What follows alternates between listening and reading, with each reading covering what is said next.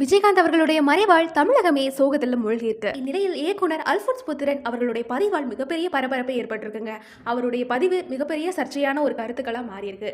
அதாவது கேப்டன் என்று மக்கள் மனதில் நீங்காம இடம் பிடித்த தலைவர் கொல்லப்பட்டதாக சோஷியல் மீடியால அவர் தெரிவிச்சிருக்காரு.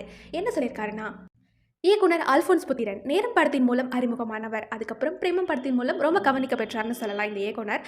இந்நிலையில் தன்னோட இன்ஸ்டாகிராம் பேஜில் உதயநிதி ஸ்டாலின் அவர்களை டேக் செய்து வெளியிட்டுள்ள பதிவில் என்ன சொல்லியிருக்காருன்னா, நான் கேரளாவில் இருந்து வந்து உங்களை பார்க்கறக்காக ரெட் ஜெயின் மூவிஸ் அலுவலகத்தில் வந்த போது உங்களை அரசியலுக்கு வரும்படி சொன்னேன். உங்களை மேலும் கலைஞர் அவர்களை கொன்றது யார், இரும்பு பெண்மணி ஜெயலலிதாவை கொன்றது யார் அப்படின்னு கண்டுபிடிக்கும்படியெல்லாம் உங்கள்கிட்ட சொன்னேன்.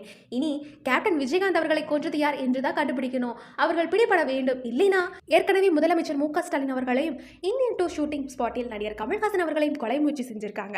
ஸோ இதை அப்படியே விட்டுவிட்டா அடுத்து நீங்களும் ஸ்டாலின் சாரும் தான் டார்கெட்டாக இருப்பீங்க. ஸோ கொலையாளியா அவர்களின் நோக்கத்தையும் கண்டுபிடிப்பது உங்களுக்கு எளிமையான விஷயமே அப்படின்னு சொல்லி தெரிவிச்சிருக்காருங்க.